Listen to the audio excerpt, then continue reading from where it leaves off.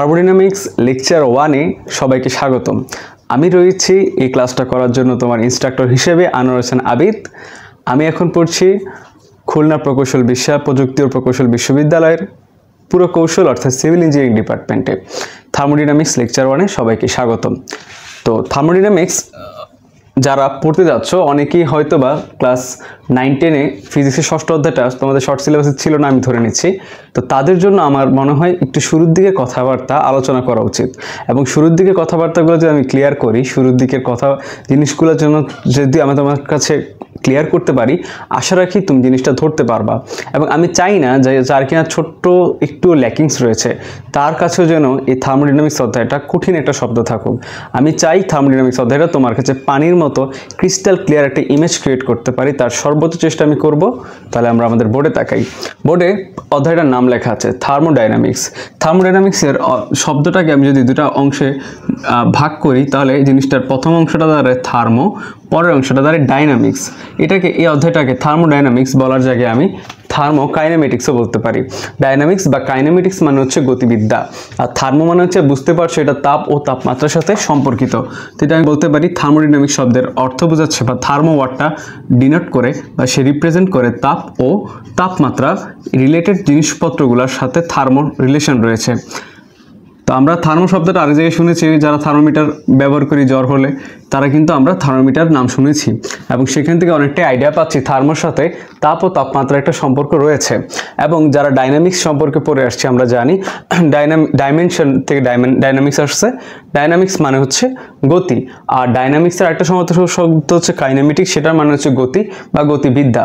তো জিনিসটা দ্বারায় তাপ ও তাপমাত্রার প্রভাবে, থার্মোডাইনামিক্স কথাটার অর্থ দাঁড়ায় তাপ ও তাপমাত্রার প্রভাবে কোনো একটা গ্যাসীয় বস্তুর অণুসমূহের মধ্যে যে ধরনের গতিবিদ্যা লক্ষ্য করা যাবে তাকে আমি থার্মোডাইনামিক্স বা তাপ গতিবিদ্যা বলতে পারি। এবং একটা বস্তু যখন গতিতে চলে, শুধুমাত্র সে যে গতিশীল সেটা শুধু তার গতি প্রকাশক রাশি, কেবল তার বেগ না, তার সরণ হতে পারে, তার অতিক্রমকারী দূরত্ব হতে পারে, তার ত্বরণ হতে পারে, আরও অনেকগুলো রাশি রয়েছে যেগুলো দ্বারা আমরা তার এই গতিবিদ্যাকে ব্যাখ্যা করতে পারি। তো এর সব কিছুই আমরা এই অধ্যায়টাতে আলোচনা করব।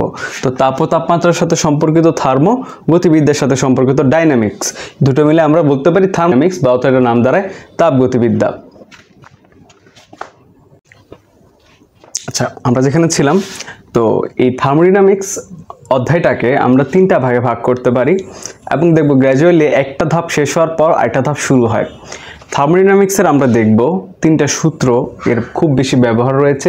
মূলত এই অধ্যায়টার বেস বা ভিত্তি এই 3টা অধ্যায়ের উপরে প্রতিষ্ঠিত। প্রথম সূত্রটাকে বলা হয় শূন্যতম সূত্র, দ্বিতীয়টাকে বলা হয় প্রথম সূত্র, তৃতীয়টাকে বলে দ্বিতীয় সূত্র। তো এখানে কেন শূন্যতম, কেন প্রথম, কেন দ্বিতীয়, তার একটা কারণ হচ্ছে সাধারণত এটা বলা হয়ে থাকে যে প্রথম সূত্রটা নাকি প্রথম আবিষ্কৃত হয়েছিল, ফলে এটাকে ফার্স্ট ল হিসেবে নাম করা হয়। এবং এরপরে গিয়ে আমাদের বিজ্ঞানীরা বুঝতে পারে যে এর আগে এই সূত্রটা ডিসকাস করার আগে তাপগতিবিদ্যা নিয়ে এর আগেও আরেকটা সূত্র নিয়ে ডিসকাস করা যেতে পারে। এই জন্য এই সূত্রটাকে, এটার নাম তো ফার্স্ট ল হিসেবে পরিচিত লাভ করে ফেলেছে। তো এটাকে কি বলবে, এই জন্য ফার্স্টে একের আগে কি আসে, শূন্য, এই জন্য এটাকে বলা হয় শূন্যতম সূত্র, এবং গ্র্যাজুয়ালি এটাকে বলা হয় দ্বিতীয় সূত্র। তো এই তাপগতিবিদ্যারকেও আমরা 3টা ভাগে ভাগ করতে পারি।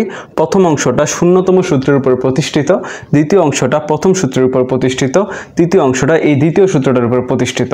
প্রথম সূত্রতে আমরা শূন্যতম সূত্রতে আমরা জানতে পারবো তাপমাত্রিক স্কেল কি করে কাজ করে, দুই স্থিরাঙ্ক এবং এক স্থিরাঙ্ক বিশিষ্ট বা স্থির বিন্দু সাপেক্ষে কিভাবে আমরা তাপমাত্রিক ধর্ম বা উষ্ণতামিতিক ধর্মকে কাজে লাগিয়ে আমরা বিভিন্ন অজানা রাশি কিভাবে বের করতে পারি, সেটা আমরা শূন্যতম সূত্রতে জানতে পারবো। প্রথম সূত্রটার ব্যবহার এই অধ্যায়ে সর্বাধিক। প্রথম সূত্রতে আমরা জানতে পারবো শক্তি সংরক্ষণশীলতাকে নীতিকে ব্যবহার করে বিভিন্ন প্রক্রিয়ার মাধ্যমে কিভাবে গ্যাস কৃতকাজ সম্পন্ন করে, সে কি পরিবেশের উপর সম্পন্ন করে, নাকি গ্যাস কি সিস্টেমের উপর কাজ করছে, নাকি সিস্টেম গ্যাসের উপর কাজ করছে, এগুলো এই প্রথম সূত্রতে আমরা বুঝতে পারবো। এবং শেষ যেটা, সেটা হচ্ছে দ্বিতীয় সূত্র। এখানে গিয়ে আমরা জানতে পারবো যে এমন কোনো যন্ত্র আবিষ্কার করা সম্ভব না যেটা কিনা 100% তোমার হচ্ছে কোনো এমন কোনো যন্ত্র আবিষ্কার করা সম্ভব না যেটা হচ্ছে 100% এফিশিয়েন্ট। এবং দ্বিতীয় সূত্রতে আরও একটা জিনিস আছে, সেটা হচ্ছে এন্ট্রপি সহ শুরু করে আরও অনেক কিছু আছে এখানে, যেখানে আমাদের বিখ্যাত কার্নো ইঞ্জিন এই সকল টপিকগুলো পড়ানো হবে। তো আমি এগুলো সোর্ট আউট করলাম না, কারণ এগুলো না পড়ে এগুলোর নামগুলো যদি আমি লিখতে চাই তাহলে অনেকেই বুঝবে না, জিনিসটা হিবিজিবি হয়ে যাবে। তার চেয়ে ভালো হয় আমরা একটাকে ধরে ধীরে ধীরে করে গ্র্যাজুয়ালি আগাই। তো প্রথম যেটা আসছে সেটা হচ্ছে শূন্যতম সূত্র। আচ্ছা, তো এই তাপগতিবিদ্যার শূন্যতম সূত্র এর যে প্রথম ইমপ্লিমেন্ট বা অ্যাপ্লিকেশন সেটা হচ্ছে থার্মোমিটার। তো থার্মোমিটার পড়ার আগে আমরা 9-10-এর দুইটা জিনিস আমরা একটু পড়ে আসি। তো প্রথমটা হচ্ছে উষ্ণতামিতি, আর একটা হচ্ছে উষ্ণতামিতিক ধর্ম বা উষ্ণতামিতিক পদার্থ। দেখো, তাপমাত্রা যে জিনিসটা সেটা মডার্ন শ্রেণী একটু উষ্ণতা নামে ডাকে, বা এলাইট শ্রেণীরা উষ্ণতামিতি নামে ডাকে বা উষ্ণতা নামে ডাকে। মানে উষ্ণতা যা, তার খালাতো ভাই হচ্ছে তাপমাত্রা, মানে উষ্ণতা যা আর তাপমাত্রাও তা। বুঝতে পারতেছো? তো উষ্ণতা মিতি, আমরা জানি কোনো কিছু নিশ্চয়ই মিতি থাকলে জ্ঞান বোঝায়, মানে উষ্ণতা সম্পর্কে জ্ঞান, মানে উষ্ণতা সম্পর্কে যে এখানে পড়াশোনা করা হয় তাকে উষ্ণতা মিতি বলে। একটু বুঝি আমরাও। যাক, তো এটা সংজ্ঞা অনুসারে আমরা আগাই। সংজ্ঞাতে যেটা লেখা হয়েছে বইয়ের অনুসারে, সেটা বলছে পারিপার্শ্বে ছড়িয়ে ছিটিয়ে থাকা বিভিন্ন পদার্থে। তো অর্থাৎ পরিবেশের যে কোনো পদার্থই হতে পারে যেটা কিনা উষ্ণতামিতি প্রদর্শন করতে পারে। এই জন্য বলা হয়েছে পারিপার্শ্বে ছড়িয়ে ছিটিয়ে থাকা বিভিন্ন পদার্থের যে ধর্ম পরিবেশের তাপমাত্রা হ্রাস বা বৃদ্ধির সাথে পরিবর্তিত হয়। অর্থাৎ বুঝাইছে পরিবেশে পারিপার্শ্বিক বিভিন্ন পদার্থ আছে। আর তোমরা আগে এটা পজ করে লিখে নাও, তারপরে আমার কথাগুলো শোনো, ঠিক আছে? আচ্ছা, তো হ্রাস বা বলছে পরিবেশে বিভিন্ন পদার্থ আছে যেগুলা পরিবেশে যদি তাপমাত্রা বৃদ্ধি করা হয় তাহলে এক ধরনের ক্যারেক্টারিস্টিক শো করে, পরিবেশের তাপমাত্রা যদি হ্রাস করা হয় তাহলে আরেক প্রকার ক্যারেক্টারিস্টিক শো করে।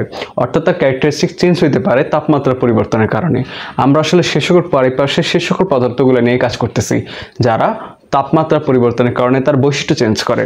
সো এটাই বলা হয়েছে পারিপার্শ্বে ছড়িয়ে ছিটে থাকা বিভিন্ন পদার্থের যে ধর্ম পরিবেশের তাপমাত্রা হ্রাস অথবা বৃদ্ধির সাথে পরিবর্তিত হয়, এবং যে ধর্মকে কাজে লাগিয়ে পরিবেশের তাপমাত্রা সূক্ষ্মভাবে মাপা যায়। অর্থাৎ ওই ধর্মটাকে কাজে লাগিয়ে আমি চাইলেই পরিবেশে বর্তমানে তাপমাত্রা কত সেটা মাপতে পারবো। সে সকল বা ওই সকল বস্তুর এই যে এই ধর্মটাকে বলা হচ্ছে উষ্ণতামিতিক ধর্ম। তাহলে আমরা উষ্ণতামিতিক ধর্মটা বুঝতে পারছি, মোটামুটি আমরা অনেকে আইডিয়া করে ফেলতে পারতেছি। মানে পরিবেশে যে সকল পদার্থ ছড়িয়ে ছিটিয়ে আছে, এদের যে ধর্মের কারণে এরা তাপমাত্রা পরিবর্তনের সাথে নিজেদের বৈশিষ্ট্যগুলো চেঞ্জ করে, এটাকে বলা হইতেছে আমার উষ্ণতামিতিক ধর্ম। বুঝতে পারতেছি। আর উষ্ণতামিতিক ধর্মগুলো যারা প্রদর্শন করে সেটা আমরা বুঝতে পারতেছি উষ্ণতামিতিক পদার্থ বলে। তারপরও বইয়ের ভাষায় যে সংখ্যাটা লেখা আছে সেটা হচ্ছে যে সকল পদার্থ উষ্ণতামিতিক ধর্ম প্রদর্শন করে এবং এর সাহায্যে থার্মোমিটার প্রস্তুত করা যায়, ওই সকল পদার্থকে উষ্ণতামিতিক পদার্থ বলে। অর্থাৎ যে কোনো এমন যদি হয় যে তাপমাত্রা বৃদ্ধির সাথে সে বৃদ্ধি পাচ্ছে অথবা তাপমাত্রা হ্রাসের সাথে সে হ্রাস পাচ্ছে, হয় সমানুপাতিক নয় ব্যস্তানুপাতিক একটা সম্পর্ক থাকতে হবে।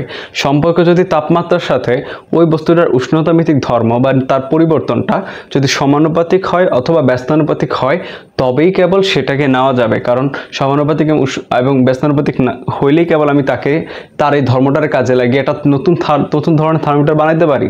আমরা যে থার্মোমিটারের সাথে পরিচিত যে পারদ থার্মোমিটার, সেটাই যে দুনিয়াতে একমাত্র থার্মোমিটার এমন না। অনেক ধর্মকে কাজে লেগে থার্মোমিটার কিন্তু প্রস্তুত করা সম্ভব। এখন প্রশ্ন হইতেছে কেন আমি সমানুপাতিক ব্যস্তানুপাতির কথা বলা হয়েছে। মনে করো তাপমাত্রার পরিবর্তনের কারণে কোনো জিনিস, কোনো একটা বস্তু ফ্ল্যাকচুয়েট করতেছে, তার তাপমাত্রা হয় বৃদ্ধি পাইতেছে আবার হ্রাস পাইতেছে, আবার তার পরিবর্তন হইতেছে, হ্রাস বৃদ্ধি হইতেছে। কিন্তু তাপমাত্রা দেখা গেল যে তাপমাত্রা কেবল বৃদ্ধি পাচ্ছে, বাট ওইটার যে বৈশিষ্ট্য সেটা একবার বৃদ্ধি পায় একবার হ্রাস পায়, মানে ফ্ল্যাকচুয়েট করে, যেটা কিনা আমাদের অবশ্যই নেওয়া যাবে না। তো সেখান থেকে বুঝতে পারতেছি খুব ইজি জিনিস। আমি একটু ঘুরে পেঁচে বলতেছি কারণ আমি মনে করতেছি তোমরা অনেকেই এই অধ্যায়টা 9-10 পড়াশোনা বলে আমি জিনিসটা একটু বুঝে বলার চেষ্টা করতেছি। তো আশা রাখি জিনিসটা বুঝতে পারছো উষ্ণতা মিতি কাকে বলা হয় আর উষ্ণতামিতিক পদার্থ কাকে বলা হয়। তাপগতিবিদ্যার শূন্যতম সূত্র। তাপগতিবিদ্যার শূন্যতম সূত্রকে যদি বইয়ের ভাষায় বলতে হয় তাহলে অনেকটুকু এরকম দাঁড়ায় যে দুটি বস্তু যদি তৃতীয় কোনো বস্তুর সাথে তাপীয় সাম্যাবস্থায় থাকে তবে প্রথমোক্ত বস্তু দুইটি পরস্পরের সাথে তাপীয় সাম্যাবস্থায় থাকবে। এই কথাটা অনেকটুকু এলোমেলো লাগছে, তো এই জিনিসটাকে আমরা একটা জিনিসের মতো একটা জিনিস দিয়ে ব্যাখ্যা করতে পারি। আমরা এখানে একটা চিত্র রেখেছি, এখানে এ হচ্ছে একটা আলাদা গ্যাস, বি হচ্ছে একটা আলাদা গ্যাস এবং সি হচ্ছে একটা ডিফারেন্ট গ্যাস। এই তিনটা ডিফারেন্ট গ্যাসের মধ্যে দেখো সিটা, এই গ্যাসটা সি গ্যাসের সংস্পর্শে রয়েছে, সি গ্যাসটা বি গ্যাসের সংস্পর্শে রয়েছে। আমি ধরে নিলাম এ আর বি গ্যাসের মধ্যে একটা পার্টিশন রয়েছে বা একটা পর্দা রয়েছে, যেখানে এ আর বি কোনো নিজেদের সাথে কোনো টাচে নাই। তাহলে এ গ্যাস সি গ্যাসের সাথে কন্ট্যাক্টে আছে, সি গ্যাস বি গ্যাসের সাথে কন্ট্যাক্টে আছে।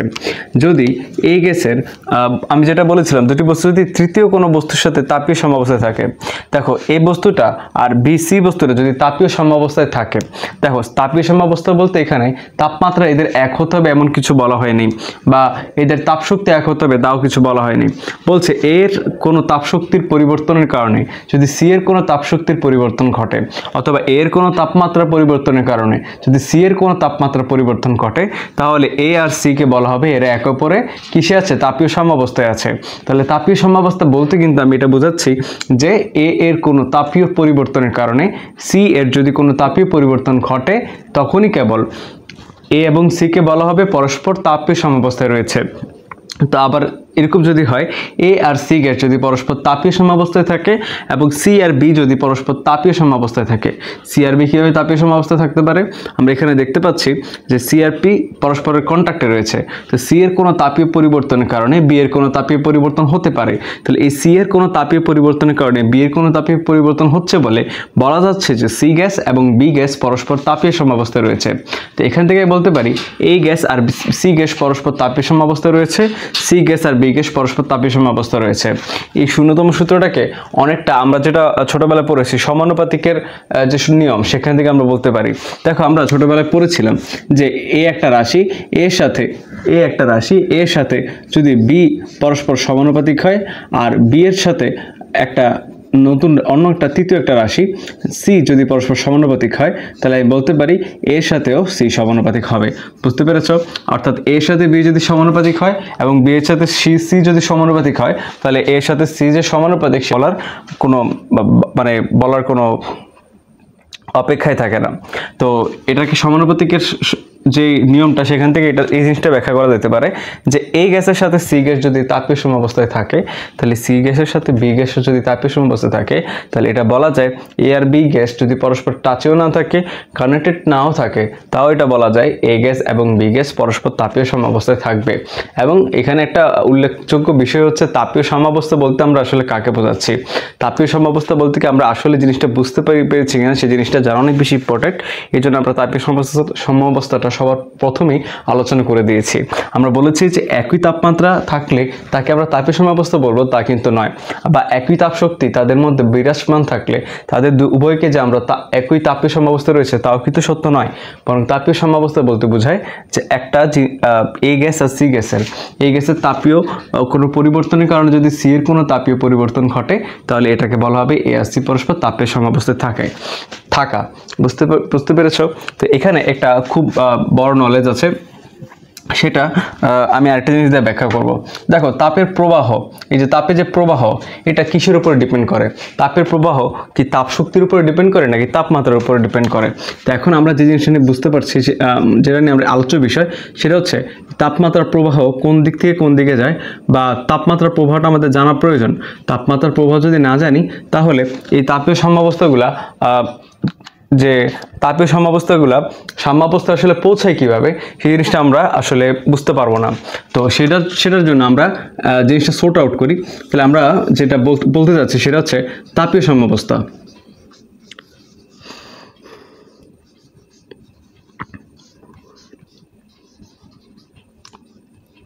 প্রশ্ন হচ্ছে এই তাপীয় সাম্যাবস্থা আসলে কিসের উপরে ডিপেন্ড করে?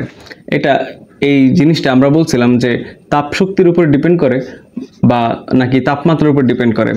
তাপীয় সাম্যাবস্থাটাকে আমি যদি আরেকটু সহজ ভাষায় লিখতে চাই, আসলে এখানে বলা যায় যে তাপের প্রবাহ বা তাপীয় প্রবাহ, এই তাপীয় প্রবাহটা কোথা থেকে কোথায় যাবে, এই জিনিসটা ডিপেন্ড করে কিসের উপরে? এটা কি তাপমাত্রার উপরে ডিপেন্ড করে নাকি আমাদের তাপ শক্তির উপরে ডিপেন্ড করে? তোমাদের কি মনে হয়, তাপমাত্রা নাকি তাপ শক্তি? তাপমাত্রা হবে নাকি তাপশক্তি? উত্তরটা হচ্ছে তাপমাত্রার উপর ডিপেন্ড করে, তাপশক্তির উপর ডিপেন্ড করে না। মানে দুইটা ডিভাইস আর কি, মনে করো এই একটা মাধ্যম বা এই একটা উৎস বা এই একটা জায়গা যেখানে দেখা গেল যে তার তাপশক্তি হচ্ছে মনে করো 1000 জুল, যার তাপশক্তি হচ্ছে কত 1000 জুল, বাট তার 100 জুলই ধরলাম, আছে 100 জুল। আর এই বস্তুটার তাপমাত্রা দেখা গেল যে 30 ডিগ্রি সেলসিয়াস। কি দেখা গেল? 30 ডিগ্রি সেলসিয়াস। এই জিনিসটার তাপমাত্রা 30 ডিগ্রি সেলসিয়াস, আর এটার মধ্যে যে তাপশক্তি সেটা হচ্ছে 100 জুল। তো আমি আরেকটা জিনিসের এখানে আঁকি, আরেকটা গ্যাস মনে করো এই পাত্রে আছে, যেখানে দেখা গেল এইখানে তাপশক্তিটা হচ্ছে মনে করো কত বলা যায়, মনে করো 200 জুল, 200 জুল। তবে এখানে তাপমাত্রাটা হচ্ছে 20 ডিগ্রি সেলসিয়াস। বুঝতে পেরেছ? তো আমরা যারা 9, 10-এ আসলে ষষ্ঠ অধ্যায়ে পড়ে আসেনি তাদের জন্য একটু কঠিন হতে পারে। তাপীয় দুইটা তাপমাত্রিক বস্তু যে তাপীয় সাম্যাবস্থা অর্জন করে এবং এই সাম্যাবস্থায় কীভাবে পৌঁছায় সেই জিনিসটা অনেকে আমরা জানি না। তো আমরা ফার্দার যখন ক্লাসের শেষের দিকে আমরা এন্ট্রপি নিয়ে পড়বো, সেখানে কিন্তু আমরা 9, 10-এর পুরো কনসেপ্টটাই ক্লিয়ার করবো, সেটা নিয়ে কোনো আনডাউটেডলি বলা যায়। সেটা নিয়ে কারো কোনো ভয় পাওয়ার কিছু নেই যে আমি জিনিসটা তো মিস করে গেলাম, 9, 10-এর পড়িনি, এর জন্য কি আমার কোনো ডিমেরিটস হবে কিনা। হ্যাঁ, কিছুটা বুঝতে প্রথম দিকে কষ্ট হবে, বাট জিনিসটা বিশ্বাস করো বেশ সহজ। তো যেটা আমরা বলতে চাচ্ছি যে তাপীয় সাম্যাবস্থা অর্জিত হয় কিভাবে, একটু যদি দুই কথা সহজে বলে দিতে পারি। মনে করো এক গ্লাস পানির মধ্যে একটা গরম পয়সা এসে তুমি ঢেলে দিলা, তো কি হবে? পয়সাটা একটু পরে ঠান্ডা হয়ে যাবে না? বলো তো পয়সা ঠান্ডা হবে আর পানি কি হবে? আগের মতো থাকবে না, পানি কিন্তু একটু গরম হয়ে যেতে পারে। কেমন? আরেকটা এক্সাম্পল দিই সুন্দর মতো। মনে করো তোমার কাছে কিছু পানি ছিল, সে পানির মধ্যে একটা বরফ ঢেলে দিছো। তো বরফ ঢেলে দিলে বরফ গলে পানি হয়ে যায়, পানি তো হয়েছে। তাহলে বরফের তাপমাত্রা হচ্ছে পানির তাপমাত্রা বেশি, তাহলে বরফ পানি হয়েছে, বরফের তাপমাত্রা বৃদ্ধি পাইছে। আর পানির তাপমাত্রা দেখো তো, পানির তাপমাত্রা আগের যা ছিল তা থাকবে, একটু ঠান্ডা হয়ে যাবে না? তাহলে পানির তাপমাত্রা হ্রাস পাইলো, বরফের তাপমাত্রা বৃদ্ধি পাইলো, এবং ওদের মধ্যে একটা সমঝোতা হয়ে এরা একটা মাঝামাঝি অবস্থায় এসে অবস্থান করছে। এটাকে বলা হয় তাপমাত্রিক সাম্যাবস্থা। তো সেই জিনিসটা এখানে অর্জিত হবে। এই জিনিসটা যে তাপমাত্রিক সাম্যাবস্থা অর্জিত হয় তাপশক্তি আদান প্রদানের মাধ্যমে। তাপমাত্রিক যে সাম্যাবস্থা বা তাপীয় সাম্যাবস্থা অর্জিত হয় তাপ শক্তির স্থানান্তরের মাধ্যমে। কিন্তু আমরা সেখানে বলেছি তাপশক্তি বা তাপশক্তির প্রবাহ বা তাপীয় প্রবাহ বা তাপ শক্তির সাম্যাবস্থা বা তাপীয় সাম্যাবস্থা এটা তাপশক্তির উপরে ডিপেন্ড করে না। এটাকে আমাদের মনে থাকবে, তাপশক্তির উপর এটা ডিপেন্ড করে না। কিসের উপর ডিপেন্ড করে? তাপমাত্রার উপরে ডিপেন্ড করে। তো এই জিনিসটা যদি সত্য হয়ে থাকে তাহলে এখানে বোঝা যাচ্ছে এই যে তাত্ত্বিক যে এদের যে সাম্যাবস্থাটা সেটা অলওয়েজ তোমার 20 ডিগ্রি থেকে 30 ডিগ্রি থেকে 20 ডিগ্রির দিকে হবে। এখানে দেখা যাচ্ছে এখানে 100 জুল তাপমাত্রা, এখানে 200 জুল তাপমাত্রা। দেখে মনে হচ্ছে আরে এর তো কম, তো 200 থেকে এখানে এসে একটু বাড়িয়ে দেই। আসলে এরকম না, তাপমাত্রা যেহেতু 20 ডিগ্রির কম, ফলে এখান থেকে এখানে তাপশক্তি গিয়ে তাপমাত্রা বৃদ্ধির মাধ্যমে একটা এবং এটা হ্রাসের মাধ্যমে একটা তাপীয় সাম্যাবস্থা অর্জিত হবে। এটাও ছিল তাপগতিবিদ্যার 0তম সূত্র। এটার আমরা থিওরিটিক্যাল জিনিসপত্র নিয়ে আলোচনা করেছি, এবং আমরা একটু পরে দেখব এই তাপগতিবিদ্যার 0তম সূত্রের উপরে ভিত্তি করে কিভাবে একটা বিশাল বড় একটা সেক্টর, বিশাল বড় একটা পার্ট সৃষ্টি হয়েছে। থার্মোমিটার যেটাকে আমরা চিনি, সেই থার্মোমিটার কীভাবে তৈরি হয়েছে এবং থার্মোমিটার দ্বারা আমরা কীভাবে বিভিন্ন তাপমাত্রা নির্ণয় করতে পারি, এবং থার্মোমিটারের সূত্রগুলো কীভাবে আসলো, থার্মোমিটারের সাথে একটা তাপমাত্রিক বা উষ্ণতামিতিক যে কোনো ধর্মের সম্পর্কটা কিভাবে হয়, এবং সেখানে পরম শূন্য তাপমাত্রা কী করে চলে আসলো, এই সবগুলো আমরা জিনিস দেখব এরপরে। আচ্ছা, এখন আমরা যেটা দেখতে যাচ্ছি সেটা হচ্ছে তাপমাত্রা পরিমাপের প্রক্রিয়া। তো তাপমাত্রা পরিমাপের প্রক্রিয়া মূলত দুইটা, একটাকে বলা হয় 2 স্থির বিন্দু, আর একটা বলা হয় 1 স্থির বিন্দু। স্থির বিন্দু কি সেটা আমরা জানবো, আর 1 স্থির বিন্দু কি সেটা আমরা জানবো, বাট তার পূর্বে 2 স্থির বিন্দু নিয়ে আমরা একটু আলোচনা করে আসি।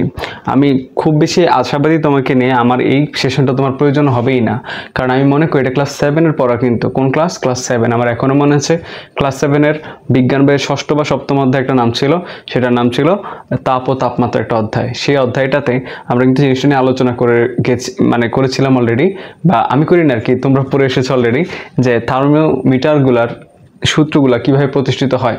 তাও যদি তোমাদের মনে না থাকে আমি আরেকবার প্রতিষ্ঠা করি বা আরেকবার বুঝিয়ে বলার চেষ্টা করি। এখানে আমাদের সুপরিচিত 3টা থার্মোমিটার নেওয়া হয়েছে। এটা হচ্ছে সেলসিয়াস স্কেল, এটা হচ্ছে ফারেনহাইট স্কেল, এটা হচ্ছে কেলভিন স্কেল। আমরা যারা 9, 10-এ হয়তো বা শর্ট সিলেবাসে 6ষ্ঠ অধ্যায় পড়ি নাই, তারা অ্যাটলিস্ট 7 পাস করে আসছি নাকি? 7 তো পাস করে আসছি। 7-এ কিন্তু আমরা স্থিরাঙ্ক জিনিসগুলোর সাথে পরিচিত হয়েছি। স্থিরাঙ্ক কাকে বলে, স্থির বিন্দু কাকে বলে? দেখো, একটা থার্মোমিটার যেটা দিয়ে তাপমাত্রা মাপা হবে, থার্মোমিটারের যে কোনো একটা বিন্দুকে বলা হয় স্থির বিন্দু। থার্মোমিটারের যে কোনো একটা বিন্দুকে বলা হয় স্থির বিন্দু। আর থার্মোমিটারের সর্বনিম্ন বিন্দুটাকে বলা হয় নিম্ন স্থিরাঙ্ক, আর সর্বোচ্চ বিন্দুটাকে বলা হয় ঊর্ধ্ব স্থিরাঙ্ক। বুঝতে পেরেছি? তাহলে থার্মোমিটারের সর্বনিম্ন বিন্দুটাকে বলা হয় নিম্ন স্থিরাঙ্ক, আর সর্বোচ্চ বিন্দুটাকে বলা হয় ঊর্ধ্ব স্থিরাঙ্ক। অ্যাকর্ডিং টু দিস আমি বলতে পারি, যেহেতু সেলসিয়াস স্কেলে আমরা কম বেশি সবাই জানি সেলসিয়াস স্কেল তাপমাত্রা শুরু হয় 0 ডিগ্রি সেলসিয়াস থেকে এবং শেষ হয় 100 ডিগ্রি সেলসিয়াসে। ফারেনহাইট স্কেল শেষ হয় 32 ডিগ্রি ফারেনহাইট থেকে এবং শেষ হয় 212 ডিগ্রি ফারেনহাইট থেকে। অ্যাকর্ডিং টু দিস আমি বলতে পারি যে সেলসিয়াস স্কেলের নিম্ন স্থিরাঙ্ক হচ্ছে 0 ডিগ্রি সেলসিয়াস আর ঊর্ধ্ব স্থিরাঙ্ক হচ্ছে 100 ডিগ্রি সেলসিয়াস। একইভাবে বলতে পারি ফারেনহাইট স্কেলের নিম্ন স্থিরাঙ্ক হচ্ছে 32 ডিগ্রি ফারেনহাইট এবং সর্বোচ্চ বা ঊর্ধ্ব স্থিরাঙ্ক হচ্ছে 212 ডিগ্রি ফারেনহাইট। আর ক্যালভিন স্কেল হচ্ছে 273 ক্যালভিন হচ্ছে নিম্ন স্থিরাঙ্ক, আর 373 ক্যালভিন হচ্ছে ঊর্ধ্ব স্থিরাঙ্ক। এখন প্রশ্ন হচ্ছে, আমি চাই যে সেলসিয়াস স্কেলের যে তাপমাত্রা, সেই তাপমাত্রার সাথে ফারেনহাইট স্কেলের তাপমাত্রা একটা সম্পর্ক বের করতে চাই। আমি চাই এই সেলসিয়াস স্কেলের একটা তাপমাত্রা মনে করো সি, ফারেনহাইট স্কেলে সেই তাপমাত্রাটা প্রদর্শন করতেছে এফ, এবং ক্যালভিন স্কেলে সেই তাপমাত্রাটা প্রদর্শন করা হচ্ছে কে। এই তাপমাত্রাগুলা সেলসিয়াস স্কেলে সি তাপমাত্রা এবং ফারেনহাইট স্কেলের তাপমাত্রা এফ এবং ক্যালভিন স্কেলের তাপমাত্রা কে, এদের মধ্যে আমি সম্পর্ক সৃষ্টি করছি। এখন আমার কথা হচ্ছে আমি কীভাবে সম্পর্ক সৃষ্টি করতে পারি। একবার আমার কথা একটু চিন্তা করো। এই তিনটা থার্মোমিটারের একটা বিশেষ কথা বলা হয়েছে, থার্মোমিটারগুলা একই গঠনের সৃষ্টি হতে হবে। আমি ধরে নিয়েছি সবগুলা পারদ থার্মোমিটার। এখানে আমি ধরে নিয়েছি সবগুলা মার্কারি দ্বারা পূর্ণ বা পারদ দ্বারা পূর্ণ ধরে আমি অঙ্কটা করছি, এবং এই ক্ষেত্রে আমি সুবিধা পাবো। আমি ধরছি যে এটা হচ্ছে একটা তোমার মার্কারি দ্বারা পূর্ণ থার্মোমিটার। তো সেক্ষেত্রে আমি যেটা বলতে পারি, যে এরা যেহেতু মার্কারি থার্মোমিটার বা পারদ থার্মোমিটার, মনে করো তোমার ছোট বোনের বা ছোট ভাইয়ের জ্বর হয়েছে, তার জ্বর মাপার জন্য তুমি প্রথম সেলসিয়াস স্কেল নিয়ে গেছো। বলো তো, সেলসিয়াস স্কেল নিয়ে গেলা, তাপমাত্রা মাপলা, এরপরে নিয়ে গেলা ফারেনহাইট স্কেল এবং তারপরে আবার তাপমাত্রা মাপলা, এরপরে নিয়ে গেলা ক্যালভিন স্কেল, তাপমাত্রা মাপলা। আমার কথা হচ্ছে তিনবার যেহেতু থার্মোমিটারগুলো ডিফারেন্ট, এই জন্য তুমি হয়তো বা থার্মোমিটার যে রিড বা পাঠ সেটা তুমি হয়তো বা ভিন্ন পেতে পারো। বাট তোমাকে একটা প্রশ্ন হচ্ছে যে প্রতিবার মার্কারি তার পূর্বের অবস্থান থেকে যতটুকু উপরে উঠেছিল, মার্কারি প্রতিবার তার পূর্বের অবস্থান থেকে যতটুকু উপরে উঠে এসেছিল, সেই দূরত্বটা কি ডিফারেন্ট হবে কিনা আমাকে একটু বলো। পরিবেশে তিনটা থার্মোমিটার নিয়ে তুমি তাপমাত্রা মাপতে গেছো পরিবেশের, একটা থার্মোমিটার যা প্রদর্শন করবে আরেকটা থার্মোমিটার কিন্তু তাই প্রদর্শন করবে। কি প্রদর্শনে তাহলে ভিন্ন কোথায় বলতে পারবা? যে সংখ্যাটা সে থার্মোমিটার প্রদর্শন করতেছে, সেই সংখ্যাটাতে শুধুমাত্র ডিফারেন্স, এছাড়া কিন্তু আর কিছু ডিফারেন্স না। পরিবেশের তাপমাত্রা সেলসিয়াস স্কেলে একরকম আসবে না, ফারেনহাইট স্কেলে আরেক রকম আসবে না, একই রকম আসবে। এবং একই রকমটা ফারেনহাইট স্কেলে একটা ডিফারেন্ট এককে আমরা বের করি, ডিফারেন্ট ডিজিটে আমরা বের করি, সেলসিয়াস স্কেলে আমরা ডিফারেন্ট ডিজিটে বের করি। তো তাদের মধ্যে সবচাইতে বেশি মিল কোন জায়গায়? একটা নির্দিষ্ট জায়গায় এরা কিন্তু অবশ্যই এদের মিল রয়েছে, সেটা হচ্ছে মার্কারের উচ্চতা, পারদের উচ্চতা, পারদ স্তম্ভের উচ্চতা। পারদ তার পূর্বের অবস্থান থেকে কতটুকু উপরে উঠে আসলো, সেই উচ্চতাটার উপর ডিপেন্ড করে আমরা কিন্তু থার্মোমিটারগুলোর মধ্যে একটা সূত্র প্রতিষ্ঠা করতে পারি। তার আগে আমাকে আমার নিজের সুবিধার জন্য আমি একটা নিজেরই যেটা থার্মোমিটার বানালাম, ধরলাম এমন একটা থার্মোমিটার বানালাম যে থার্মোমিটারের শুরুর বিন্দু শুরু হয়েছে এ বিন্দু থেকে এবং শেষ বিন্দুর যে মার্ক বা নিম্ন স্থিরাঙ্ক হচ্ছে এ, ঊর্ধ্ব স্থিরাঙ্ক হচ্ছে বি। তো এমন একটা তাপমাত্রিক একটা থার্মোমিটারের যে কোনো একটা রিড সি এর মান করতে হবে, বা এই সি এর একটা জিনিস আমি বৈশিষ্ট্য বের করতে চাই। তো তার জন্য আমাকে একটু বলো।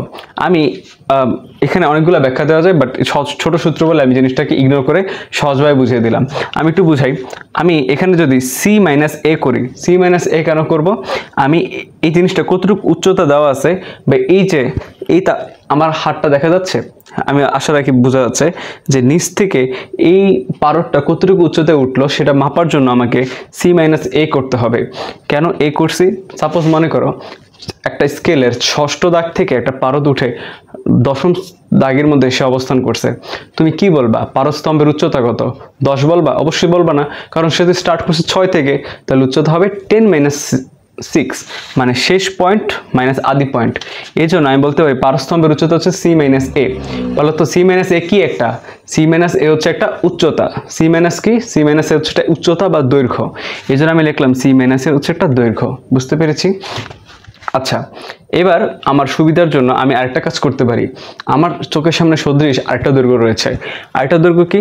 দেখো তো, B - A করলে আমি পুরো থার্মোমিটারটার উচ্চতা বের করতে পারি না আমি। এবং এই থার্মোমিটার উচ্চতাটা কি?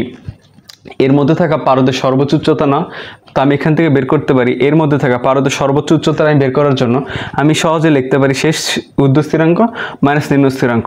তাহলে এই থার্মোমিটার উচ্চতা বা পারস্তম্ভের সর্বোচ্চ উচ্চতা বের করার জন্য আমি শেষ বিন্দু বা ঊর্ধ্ব স্থিরাঙ্ক থেকে নিম্ন স্থিরাঙ্ককে বিয়োগ করে দিলাম B - A।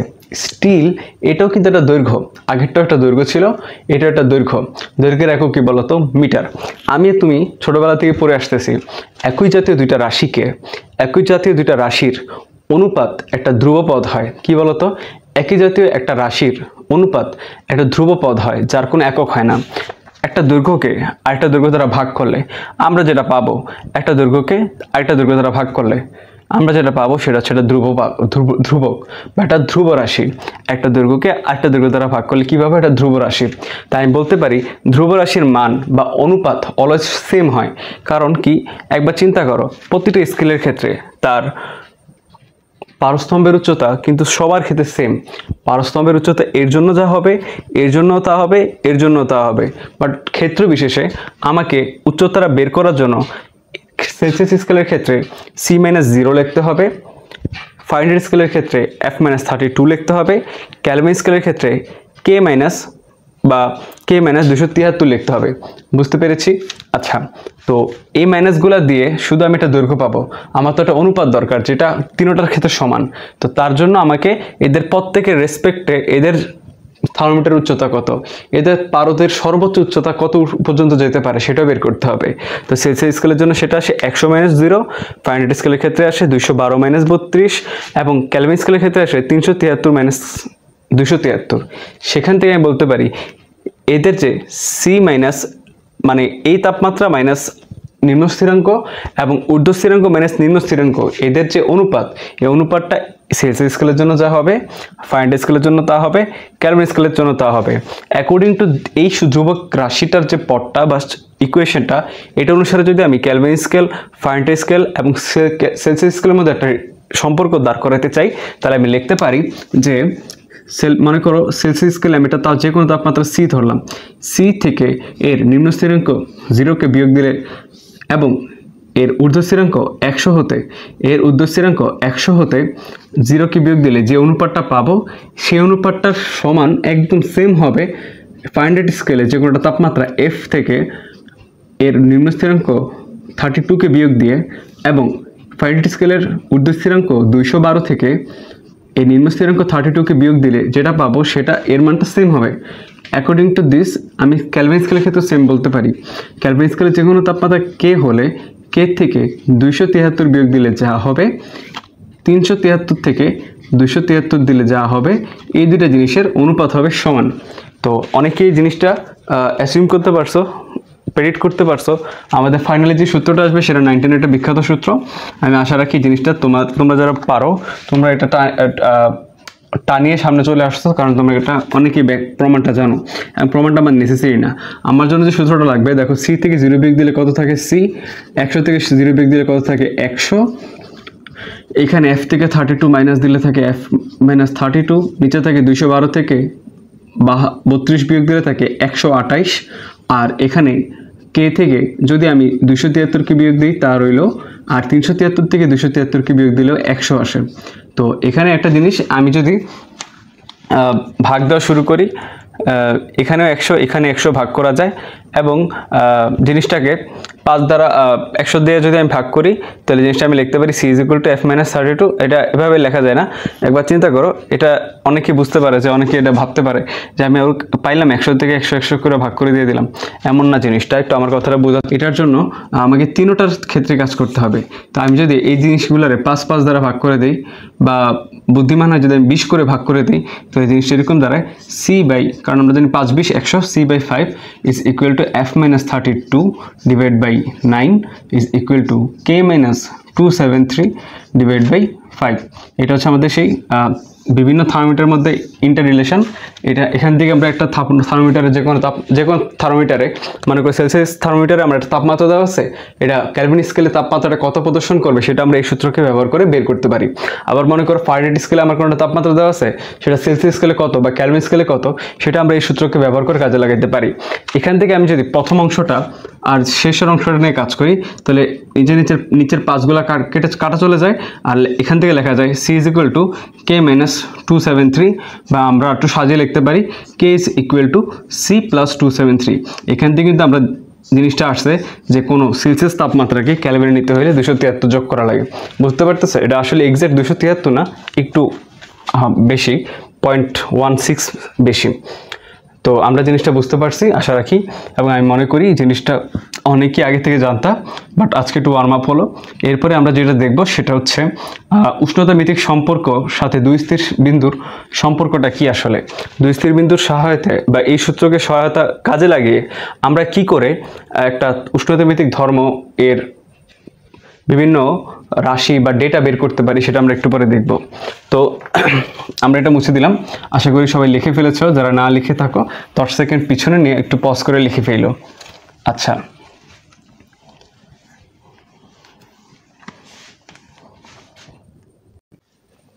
দেখো বোর্ডে আমরা খুব বড় একটা সূত্র লিখেছি, বাট আশা রাখি এই সূত্রটা যেটা প্রমাণ, সে প্রমাণে আমরা গেলাম না, কারণ সময় লস হবে। আমরা অলরেডি একটা সিম্পল সূত্রতে আমরা অনেক সময় বের করেছি। আমাদের উচিত ক্লাসের ফ্যাট কমিয়ে আনা, এবং যে জিনিসটা লেন্দি যেন না হয়ে যায়, বোরিং যেন না হয়ে যায়, এবং আমার জন্য যেটা প্রয়োজন নেই শুধু শেখার দরকার নাই, এই জন্য আমি এটার প্রমাণটা স্কিপ করলাম। আমি সূত্রটা বোর্ডে লিখেছি সেটা হয়তো একটু বড়, কিন্তু আশা রাখি এই জিনিসটা তোমার অনেকগুলো প্রবলেম সলভ করে দেবে। আমার কথাটা মনোযোগ দিয়ে শোনো, সূত্রটা আমি কি লিখেছি দেখো। জিনিসটা একটু ফিল করার চেষ্টা করো। আমি জিনিসটা লিখেছি থিটা মাইনাস নিম্ন স্থিরাঙ্ক, ঊর্ধ্ব স্থিরাঙ্ক মাইনাস নিম্ন স্থিরাঙ্ক, বাম দিকের অংশ। তো সেখানে আগে বলে রাখি থিটা বলতে কি বোঝানো হয়েছে। মনে করো একটা ঘটনা ঘটতেছে, ঘটনাটা থিটা তাপমাত্রায় ঘটতেছে। তো থিটা তাপমাত্রায় বা যে কোনো একটা তাপমাত্রা, মনে করো একটা থার্মোমিটার নিচ্ছি, সেই থার্মোমিটার দিয়ে একটা ঘটনা প্রবাহ চলতেছে।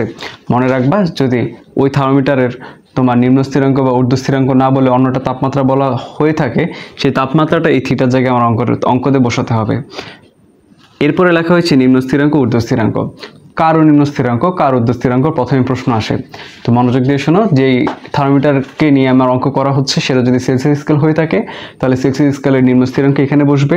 আর যদি ফারেনহাইট স্কেল হয়ে থাকে, তাহলে ফারেনহাইট স্কেলের নিম্ন স্থিরাঙ্ক এখানে বসবে। যদি এটা ক্যালভিন স্কেল হয়ে থাকে, তাহলে ক্যালভিন স্কেলের ঊর্ধ্ব স্থিরাঙ্ক এখানে বসবে, ক্যালভিন স্কেলের নিম্ন স্থিরাঙ্ক এখানে বসবে। অর্থাৎ আমি যদি যে স্কেল নিয়ে কাজ করব তার নিম্ন স্থিরাঙ্ক এখানে বসবে, তার ঊর্ধ্ব স্থিরাঙ্ক এখানে বসবে, তার নিম্ন স্থিরাঙ্ক এখানে বসবে। বুঝতে পেরেছি? তো যেই স্কেলে অঙ্ক, সেই স্কেলের নিয়ম অনুসারে নিম্ন স্থিরাঙ্ক, ঊর্ধ্ব স্থিরাঙ্কগুলো বসাবো, অঙ্ক সঠিক মতো বের হয়ে আসবে। বুঝতে পেরেছি? আচ্ছা, এরপরে আসি। তো এমন একটা ঘটনা বলবে যে ঘটনাতে একটা উষ্ণতামিতিক ধর্মের পরিচয় দেবে। আমি এখানে উধ বলতে একটা জিনিস লিখছি, উধ মানে উষ্ণতামিতিক ধর্ম, জিনিসটা বড় হয়ে যায় বলে আমি লিখলাম না বিধায়। আচ্ছা, তো উষ্ণতামিতিক ধর্ম, এখানে আমি যখন ব্যাচে পড়ে গেছিলাম তখন অনেক স্টুডেন্টরা জিনিসটা প্রশ্ন করেছিল। যেহেতু তোমরা আমার সামনে নাই, তো আমি ধরে নিচ্ছি তোমরা যে সকল এক্সপেক্টেড যে সকল প্রশ্নগুলো করতে পারো, তার মধ্যে একটা প্রশ্ন হইতে পারে যে ভাইয়া, যে এখানে থিটা তাপমাত্রায় প্রদর্শিত উষ্ণতামিতিক ধর্মটা কীরকম হতে পারে। তো সেখান থেকে আমি একটা এক্সাম্পল তোমাকে দিতে পারি। উষ্ণতামিতিক ধর্ম যে কোনো কিছু হতে পারে। আমরা উষ্ণতামিতিক ধর্মের সঙ্গে পড়ে এসেছি, সেখানে বলেছি তাপমাত্রা পরিবর্তনের কারণে কোনো রকম পরিবর্তন হওয়াকেই আমি উষ্ণতামিতিক ধর্ম বলতে পারি। ইভেন এক তাপমাত্রা, একটা ডিফারেন্ট তাপমাত্রাও একটা উষ্ণতামিতিক ধর্ম হতে পারে। আমরা সেটা এক্সাম্পল দেখব। একটা তাপমাত্রার কারণে আরেকটা সিস্টেমের আরেকভাবে তাপমাত্রা পরিবর্তন হচ্ছে। এই জিনিসগুলা একটা সিস্টেমের তাপমাত্রার কারণে একটা সিস্টেমের তাপমাত্রা আরেকভাবে পরিবর্তিত হচ্ছে, সেই জিনিসগুলো প্রমাণ করে যে একটা তাপমাত্রা নিজেও উষ্ণতাভিত্তিক ধর্ম হতে পারে। তো উষ্ণতাভিত্তিক ধর্ম যে কোনো কিছু হতে পারে, আমরা আসলে অঙ্কগুলো করার মাধ্যমে আমরা দেখব আস্তে আস্তে আমাদের চোখের সামনে ভেসে উঠবে। এর মধ্যে যদি আমরা উল্লেখযোগ্য বলি, কোনো কিছুর দৈর্ঘ্য বেড়ে যাওয়া বা আমরা যেটাকে বলি যে তার তাপীয় প্রসারণ, সেগুলো কিন্তু উষ্ণতাভিত্তিক ধর্ম।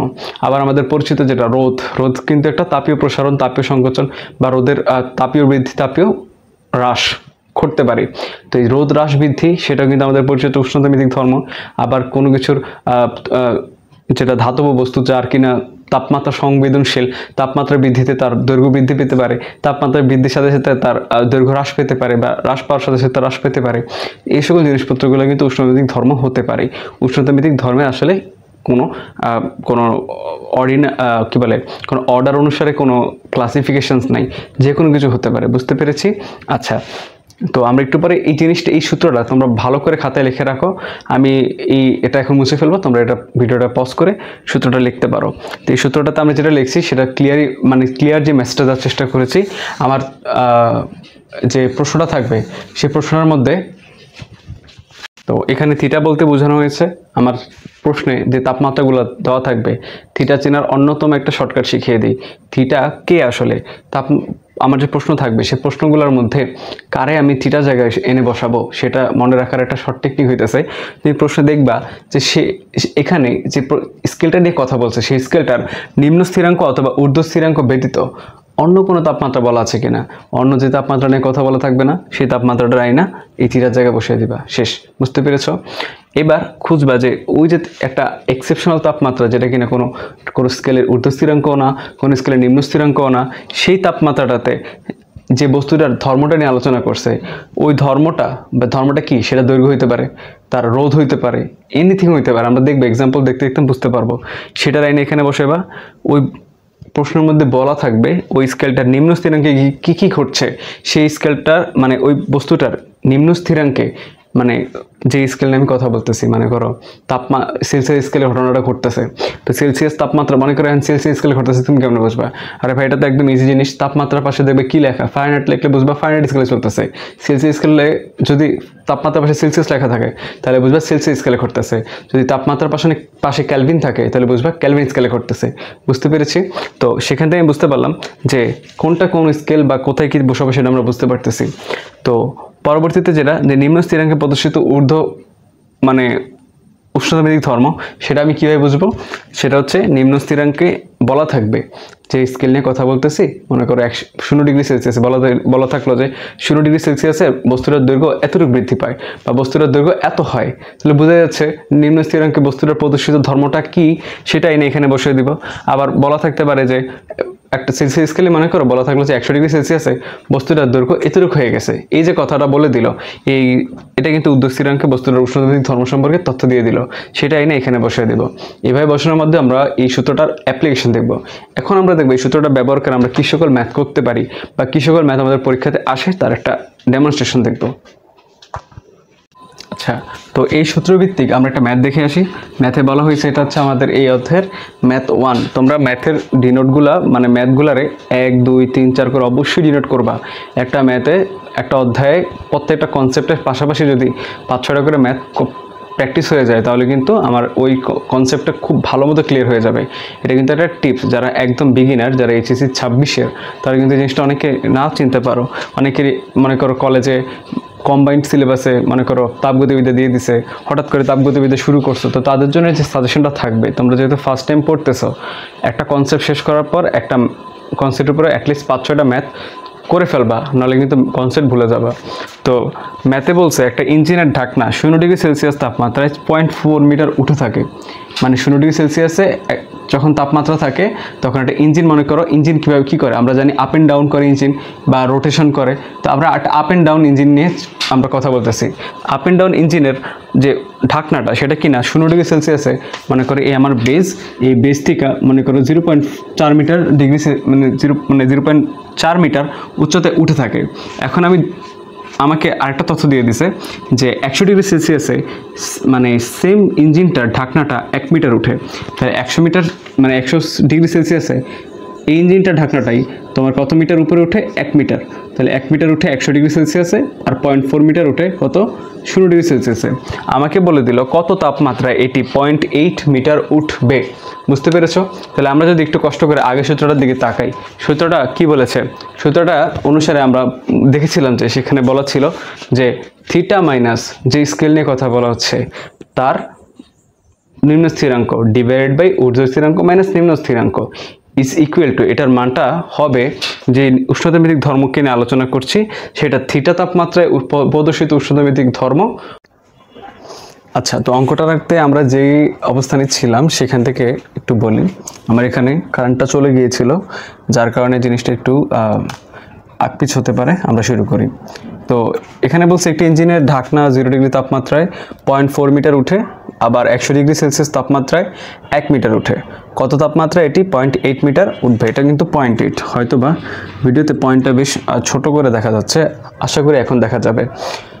তো জিনিসটাকে আমরা সলভ করব কিভাবে? আমার যে সূত্রটা আমি একটু আগে লিখে দিয়েছিলাম সেটা কি ছিল? সেটা ছিল যে যে তাপমাত্রায় ঘটনাটা সংঘটিত হচ্ছে, বা এই তাপমাত্রাটা আইডেন্টিফাই করব কিভাবে প্রশ্নতে দেখব আমরা যে 3টা স্কেল সম্পর্কে জানি, সেই 3টা স্কেলের ঊর্ধ্ব স্থিরাঙ্ক অথবা নিম্ন স্থিরাঙ্ক ব্যতীত একটা যে তাপমাত্রাটা দেওয়া থাকবে সেটাই হবে এখানে বসিয়ে দেব। ঠিক আছে? তাহলে দেখি 0 ডিগ্রি সেলসিয়াস কোন স্কেলের নিম্ন স্থিরাঙ্ক জানি?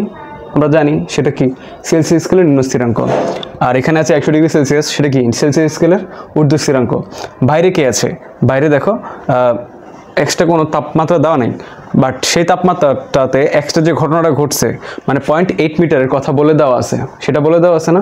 তা আমি ধরে নিলাম আমার অঙ্কের সুবিধার্থে যে ওই তাপমাত্রাটা হচ্ছে থিটা ডিগ্রি সেলসিয়াস বা থিটা তাপমাত্রা ধরে নিলাম। যদি এটা থিটা হয়, সূত্র কি ছিল? থিটা মাইনাস যে স্কেলে কাজটা হচ্ছে সেই স্কেলের নিম্ন স্থিরাঙ্ক ডিভাইডেড বাই ওই স্কেলের ঊর্ধ্ব স্থিরাঙ্ক মাইনাস সেই স্কেলের নিম্ন স্থিরাঙ্ক সমান হবে থিটা তাপমাত্রায় সংঘটিত ঘটনা। আমরা পড়ছিলাম যে এই যে কত তাপমাত্রায় যে আননোন তাপমাত্রাটাতে এটা নাকি 0.8 মিটার উঠে, তাহলে থিটা তাপমাত্রায় জিনিসটা কতটুকু উঠে? 0.8 মিটার। আর 0 ডিগ্রি সেলসিয়াসে, বা বলে দিছি 0 ডিগ্রি সেলসিয়াস তাপমাত্রায় ঘটনাটা কী ঘটে বা ওই ঢাকনাটা কতটুকু উঠে? আমরা দেখতে পারলাম যে 0.4 মিটার। আর নিচে হবে এই 100 ডিগ্রি সেলসিয়াসে ঢাকনাটা কতটুকু ওঠে? 1 মিটার মাইনাস 0 ডিগ্রি সেলসিয়াসে ঢাকনাটা কতটুকু ওঠে? 0.4 মিটার। তো এখানে যদি আমি হাতে করা যে জিনিসটা, এখানে লিখলাম থিটা বাই 100, আর এখানে আসে 0.4 ডিভাইড বাই 0.6। আমরা যদি 100 এর পাশে নিয়ে যাই তাহলে এটা অনেকটা এরকম দাঁড়ায়, বা থিটা সমান পয়েন্ট যদি নিয়ে মানে 110 দ্বারা হর আর লবরে দুইটারে গুণ করে দিই, তাহলে উপরে আসে 4, নিচে আসে 6, এখানে আসে 100। তো এটা যদি আমি একটু ক্যালকুলেট উঠাই তাহলে অঙ্কটা অ্যান্সারটা দাঁড়ায়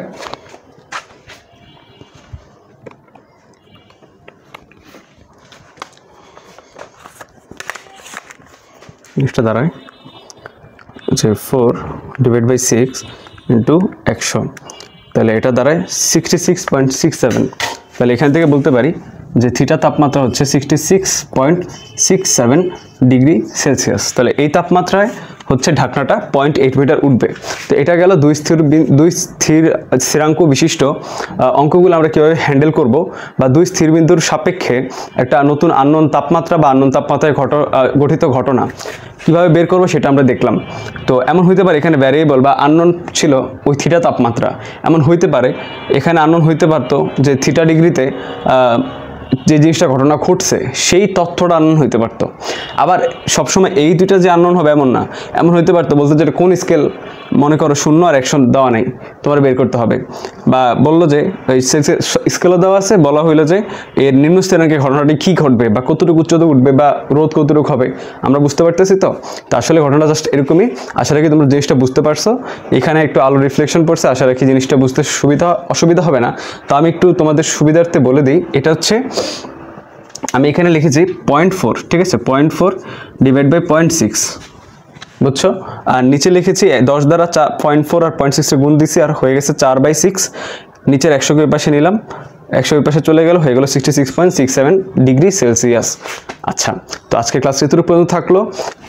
এই প্লেলিস্টে নিচে গেলে তুমি দেখবা পরবর্তী লেকচারগুলো সাজানো আছে। আমরা সবচেয়ে কম লেকচারে জিনিসটা তোমাদের সামনে প্রেজেন্ট করতে চাই। ধন্যবাদ, আসসালামু আলাইকুম।